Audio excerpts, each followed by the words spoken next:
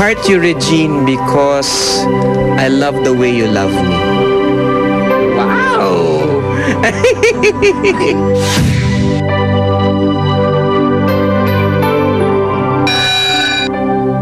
Nitong Huwebes, February 3, magkatuwang na inilunsad ng Pangulo ng Organisasyon ng Pilipinong Mga Awit o OPM na si Ogie Alcacid at Taguig 2nd District Representative Freddy R. Tinga ang CLIC o Kulturang Lahi Inuuna Ko. Layunin ng CLIC na isulong ang kaalaman sa musikang Pilipino sa hanay ng mga high school students. Nung araw ding yon, nanumpa na sa Heroes Hall ng Malacanang ang singer-songwriter bilang convener for the EDSA People Power Movement. Our job is, first of all, to organize the festivities on Feb 25. And it doesn't just stop there. Kailangan po gumawa kami ng mga programa within 6 years, I suppose, para maibalik natin sa kabataan ang diwa ng EDSA. No? Kasi, syempre, 25 years ago, ang kabataan natin, hindi naman nila alam kung ano nangyari sa EDSA. Sa mga bagong responsibilidad ni Ogie, suportado naman daw siya ng kanyang asawa who has adopted a new screen name, Regine Velasquez Alcacid. And sabi niya, honey, I'm very, very proud that you're doing this. And of course, she will be part of this. Gamitin na daw po ni Miss Reg sa kanyang bagong series at Oo nga eh. Actually, nalaman ko lang yan nung nakita ko yung tarpaulin. Sabi ba, Regine Velasquez Alcacid ka na pala. Ang swerte mo ah. No, but I was touched by that gesture. I did not know that she, alam ko kasi, marami kasi mga artista, di ba? Pag nag-asawa na sila, ginagamit pa rin nila yung kanilang stage name. So, desisyon ng honey ko yun at ako naman eh, kung yun ang gusto niya. Pero I'm touched. Ganon din naman daw ang suporta ni Ogie para sa bagong soap ni Regine na I Heart You Pare. I heart you, Regine, because I love the way you love me. Wow!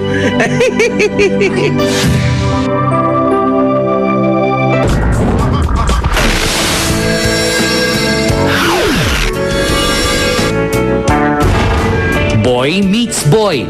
Si Kenneth na matipuno pero vulnerable at broken-hearted. Na-meet si Tonet na bagong salta sa isang club na pinamumugaran ng mga bading. Para magkaliwanagan tayo, ito linya to. Ha? Dito ako sa side na to, ako dito. Hindi ka pwedeng tumapak papunta rito. Diyan ka lang, dito lang ako. Ano naman ang akala mo gagapangit kita? But what if boy Kenneth falls for the other boy Tonet? And then the other boy Tonet turns out to be a girl. Si Tonet, si Tonyang tunay na babae pala. Sure bang magiging happy ang ending nila once na mabuking ang pagiging etsyosera ni Tonya? Kenneth! Pwede kitang bigyan ng anak. Totoo kayang walang kinikilalang gender ang love? Paano kung this guy's in love with you pare na nga? Sina Tonet at Kenneth na lang ang sasagot. Ding Dong Dantes at Regine Velasquez Alcacid. Itatapat sa 4. Live! Bakla, halika na. Bakla agad!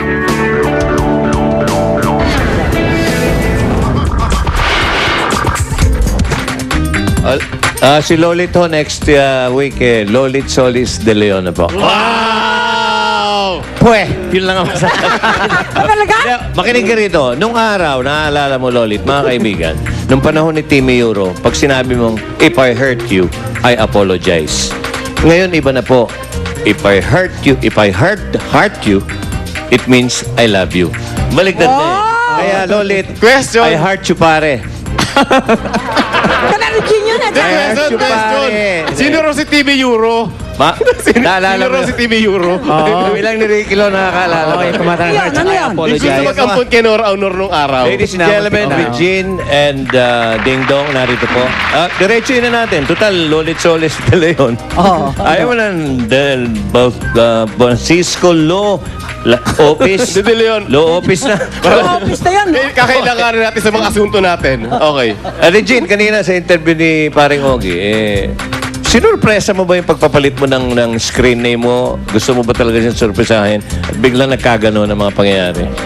Hindi kasi I really was planning to change my screen name. I wanted to use his name Talagang kasi gagamitin I mo really na. wanted to. Okay. Kaya lang hindi ko na sabi sa kanya. I forgot to tell him. So nakita na lang. Hyphenated na. Oo, nakita na lang niya. Pero sinabi ko na yun sa kapatid ko na I want to use his name. Hindi ko Kasi- naman dinadrop yung Velasquez. Kaya una namin tanong yan, nilinaw namin kasi para for the sake of Oo, Loli. oo, para para alam malaman niya, niya agad diba? kung Velasquez Alcacid na sa cheque. Kasi pag nakita ko Sa yung cheque. Oh, baka no good eh. tatanggapin. So sa cheque, anong pirma nung, anong nilalagay mo na Well, ngayon? yung legal, hindi ko pa naaayos. Inaayos pa lang yan ngayon. Pakiisuhan mo naman kami. Oh, Okay. para meron tayo Billboard, souvenir. Nalagyan ko ng love. Oo, yun. Love. Regine Velasquez Alcacid. May pinapatama ka, Regine. Kilala namin yun. Hindi pa May siya pinapanganak pinapatama noon. ka. Hindi. Hindi pa siya pinapanganak noon. Okay, dong. Ito muna, ibahin muna natin. Ikaw ang bagong assigned ng gobyerno, mga kaibigan, na Youth Ambassador of the National Commission for Culture and the Arts. Kumusta ka na as Magkano muna the big sweldo boss? nun? Ito naman, pera na naman. Pero sweldo muna, magkano? Wala For the sake of arts yun. Walang sweldo? Wala ho, ano talaga, Kamusta ka? tulong po talaga yan, tulong. In fact, galing po kami sa Bacolod kahapon because sa pag-Feb, International Arts Month. So marami po activities ang NCCA. So tumutulong po ako sa pag-promote ng mga activities na yan all throughout the My country. God. Okay. Teka muna, Magtanong ka na. kailan magiging Marian Rivera Dantes? Siguro kung mangyari yun, siya dapat ang unang makalam. So, Kasi kailangan malaman ko, baka pag-issue sa akin ni Marian, mali din, di ba? of course, of course. Teka muna, ano na yan? Ikaw na lang magbasa niya, Joey. Total, ikaw naman ang ano.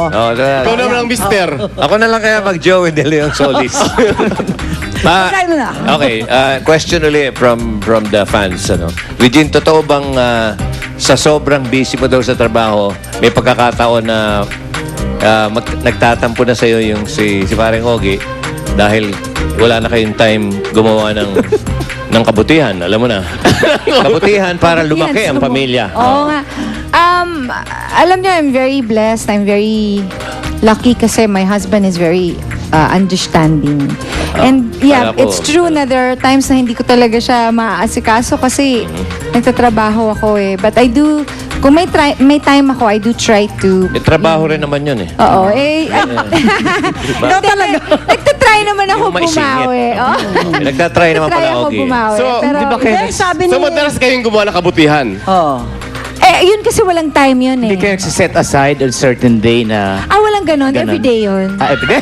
Everyday? Kabutihan eh. Kabutihan, Kabutihan eh. everyday. So, Sila si pagka Lolit at saka gumagawa si Joey, ka ng puro kabutihan, kasamaan ang oo. ginagawa. Mabuti yun, di ba? Everyday. Everyday, Regine? Syempre pag gagawa ka ng kabutihan, dapat everyday Gumawa ng pagising mo kabutihan palang everyday. kabutihan. Not That's it, ganon. oo. Pero hindi, sabi ni Ogie Alcacid nung nakausap dati, Ricky, di ba? Ang sarap-sarap daw magluto ni Regine. Kabutihan pa rin yun. Kabutihan. Oo, doon pa rin yun. Good health yan, no? Okay, tanungin mo si Dingdong ngayon dahil ang balita ko naman, every Sunday na lang sila nakikita ni Maria na binabanggit mo. Loko, huwag kang mga eklay. Hindi, wala naman ako sa aming Sunday lang. Huwag kang mga eklay. Hindi naman. Monday to Sunday yan. Hindi naman. As long as may break, may walang ginagawa, talagang I make it a point na nagsasama kami. Oo naman. Kaya